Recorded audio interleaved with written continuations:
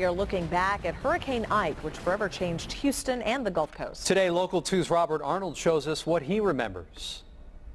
And it was strange being on the island for 5 days after Ike finally passed through the area. It was largely a ghost town. You saw huge piles of debris, and you saw huge gaping holes in some of the larger structures, and it was very eerie in how calm it was when they finally reopened the island and people started coming back into their homes. And we followed some people, and I remember they had a really hard time getting into their house because the water had warped the wood to the point where they couldn't open their doors. Some people literally had to kick their own front doors open just to get into their house to see what was left. And water caused billions of dollars in damage.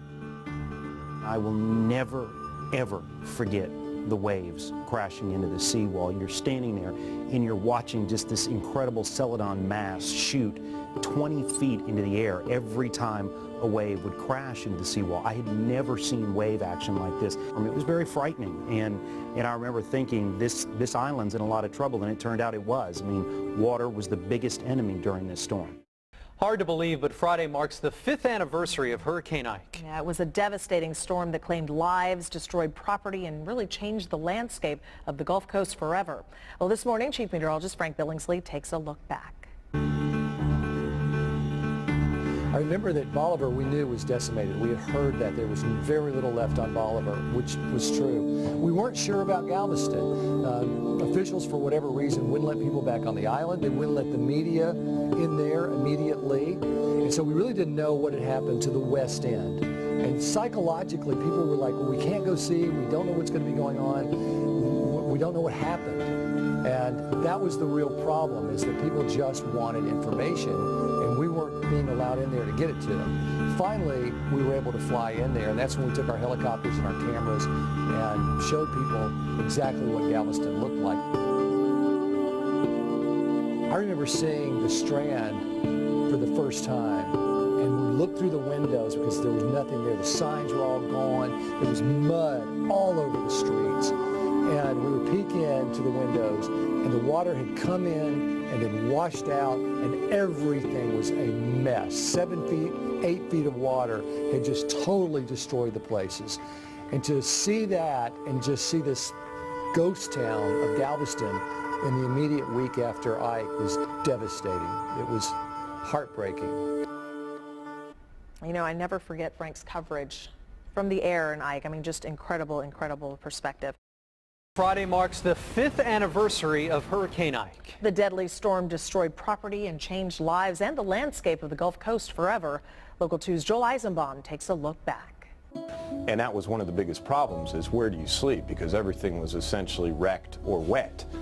And so one of the nights, I distinctly remember that Glenn Garcia, the photographer, and I, we said, we're going to stay in the flagship. The flagship was closed.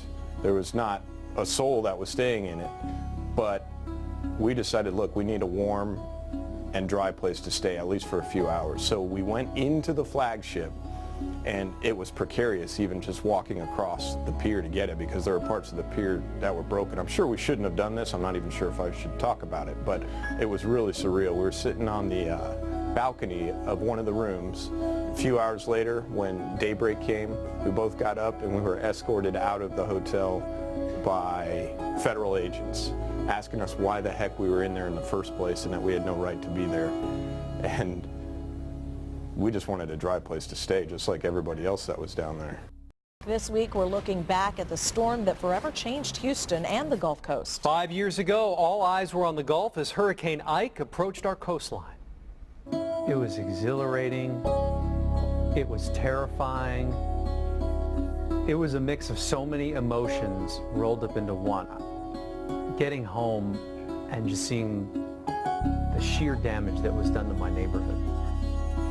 I just couldn't even begin to imagine what everybody else was experiencing. This was a life and death event for people. This was the biggest thing to happen to Houston in years. I think for years we underestimated the possibility of the big one making a direct hit on us. Now we know it can happen.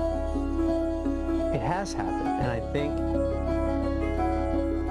because of that, We are hyper-vigilant, more prepared, and ready for the next one.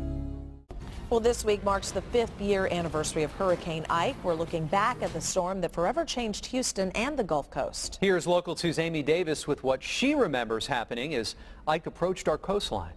My first memories were before Ike even hit. It was the day before, and I remember being right outside of Galveston. It might have been San Leon or Bay Cliff, one of these little towns right outside of Galveston, and the storm surge already started. The water was coming up on my boots, but there was no rain coming down. It was really eerie.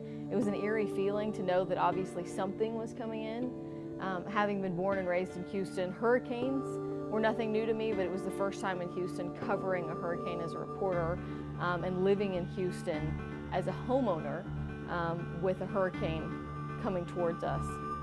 We were able to do live shots hooked up to a computer, so we could drive down Heights Boulevard and all through the areas, that's my neighborhood, and just see all these downed trees and so much damage that, I mean, you know, we were so far from Galveston and obviously they got the brunt of it, but it was just amazing to see how much damage it caused right here in the center of Houston.